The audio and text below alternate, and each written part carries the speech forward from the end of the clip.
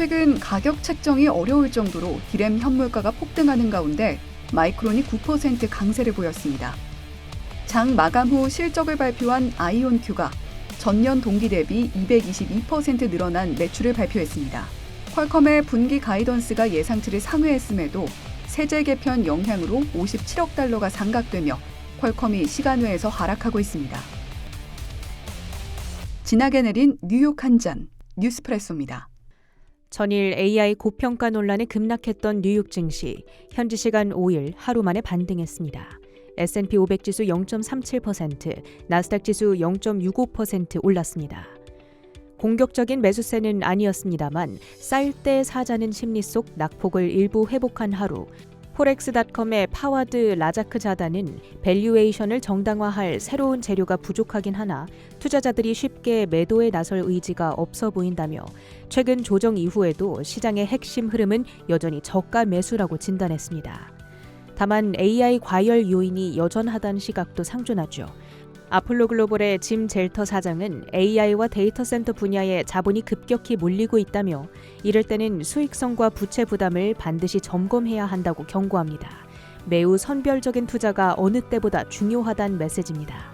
또 하나의 상승 재료는 연방 대법원의 관세 심리 결과, 존 로버츠 대법원장은 관세가 결국 국민에게 부과되는 세금이고 세금은 의회의 권한인데 대통령이 의회를 무시하고 대대적인 관세를 시행했다며 이는 월권에 해당한다는 취지의 질문을 제기한 겁니다. 대법관들은 트럼프 관세의 적법성에 대해 대체로 회의적인 시각을 보였습니다. 법원 판결의 최종 시점은 불분명한 가운데 만약 대법원이 위법 판결을 내릴 경우 현재까지 부과된 관세 중 일부는 환급 요청될 수 있습니다. 이 경우 미국 수입업계의 부담은 크게 줄어들게 되겠죠. 관세의 피해를 크게 받는 포드와 GM, 캐터필러 등의 주가가 급등했습니다. 한편 관세 불확실성 속에서도 미국 실물 경제는 견조한 흐름을 보입니다. ADP가 발표한 10월 민간 고용은 전월 대비 4만 2천 명 증가하며 예상치 2만 5천 명을 크게 웃돌았는데요. 10월 ISM 서비스업 지수 역시 52.4를 기록, 8개월 만에 가장 빠른 확장을 나타냈죠. 다만 이렇게 경제 지표들이 강하게 나오자 12월 금리 동결 베팅은 전일 30%대 초반에서 38%대까지 급등했고 이에 10년물 금리는 7bp 뛰어오르는 등 증시 상단을 제한했습니다. 종목별로는 전날 급락한 AI 관련주들이 저가 매수에 되살아나며 강세를 주도했는데요. 전일 호실적을 내놓은 AMD가 2.5% 올랐고 무엇보다 마이크론의 주가가 8.9% 뛰어 올랐습니다. 디램 현물 가격이 급등한 가운데 4분기 계약 가격도 전분기 대비 25% 상승할 거란 전망이 제기된 영향입니다. 최근 기관들의 목표가 상향 소식이 쏟아져 나온 가운데 시티그룹은 $275의 수정 목표가를 제시했죠. 반도체 슈퍼사이클 이슈가 재점화되며 램 리서치와 어플라이드 머티리얼즈 등 장비주들도 5% 안팎의 강세를 보였습니다. 다만 장 막판 엔비디아의 주가가 급격한 하락으로 방향을 틀며 1.75% 하락 마감했는데요. 중국 정부가 국가의 자금 지원을 받는 데이터 센터에 외국산 AI 칩을 사용하지 말라는 지침을 내렸다는 보도가 영향을 준 것으로 보입니다. 그간 중국에 칩을 수출해온 엔비디아와 AMD, 인텔 등이 타격권에 들어옵니다. 테슬라는 내일 주주총회를 앞두고 4% 올랐습니다.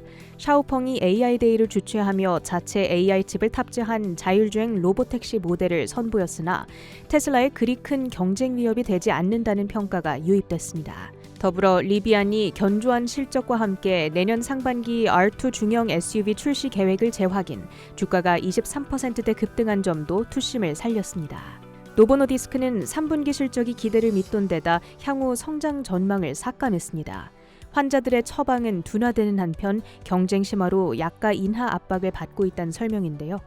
노보와의 경쟁에서 우위를 보이고 있다는 평가 속 일라이릴리의 주가가 2.1% 올랐습니다. 첨단 광학 및 레이저 기술 회사인 루멘텀 홀딩스, 실적과 가이던스 모두 비트를 기록하며 23%대 뛰었습니다. 로빈후드는 3분기 매출이 2배 급증한 한편 증시 모멘텀에 힘입어 분기 이익이 4배가량 급증하는 등 깜짝 실적을 공개했습니다. 다만 올 들어 주가가 280% 넘게 급등하는 등 고평가 부담감과 함께 거래 기반 수익이 기대에 못 미치며 1.8%대 애프터마켓에서 하락 중에 있습니다. 태양광주 솔라에지 테크놀로지스는 매출이 예상을 상회한 데다 주당 순손실이 31센트로 예상치 40센트보다 양호하게 나오자 29% 가까이 폭등했습니다. 핀터레스트는 관세 타격으로 인해 광고 매출이 부진했고 이익도 기대를 밑돌자 20% 넘게 급락했습니다. 주요 헤드라인도 살펴보시죠. 실적은 좋았는데 세금에 발목이 잡혔습니다. 스마트폰용 칩 강자 퀄컴. 지난달 말 AI200, AI250 가속기 칩 로드맵을 밝히면서 엔비디아의 도전장을 내밀었죠. 이번 실적 발표에서 퀄컴은 강점과 약점을 모두 드러냈습니다. 스마트폰 등 전통적으로 퀄컴이 강점을 보이던 부분인 핸드셋 매출이 69억 6천만 달러로 전년과 비교해 14% 늘었는데요. 삼성향, 중국 OEM이 회복세를 보였지만 애플향 로열티 둔화 영향으로 QTL, 특허 라이센스 부문 매출은 지난해보다 7% 줄었습니다. 애플이 자체 모뎀 칩 개발을 강화해왔던 부분이 반영된 겁니다. 하지만 그동안 매출의 다각화에 힘써왔던 결과물도 얻고 있는데요. 자동차 부문 매출이 17% 늘어난 10억 5천만 달러로 사물인터넷 IoT 부문은 7% 늘어난 18억 7천만 사물인터넷 IoT 부분은 7% 늘어난 18억 1천만 달러로 발표됐습니다.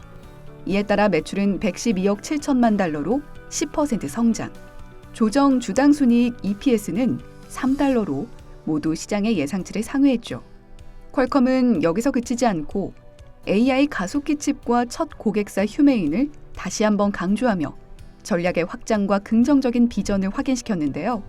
AI200이 연산, AI250이 추론에 특화된 가속기 칩이지만 엄밀히 말해 엔비디아 GPU 기반이 아닌 NPU 기반 아키텍처를 활용해 서버 전력을 30에서 40% 절감할 수 있는 전력 효율에 초점을 맞추고 있죠. AI 효율화 테마가 부상한다면 퀄컴이 그 주인공이 될 수 있습니다. 데이터 센터뿐 아니라 엣지 AI, 온디바이스 AI까지 연결하는 분산형 AI를 구상한다는 점도 특징적입니다. 이번 어닝콜에서도 업계가 전력 효율과 비용을 우선시하는 경쟁력 있는 대안을 모색하고 있다며 그 주인공이 퀄컴이라는 점을 강조했습니다.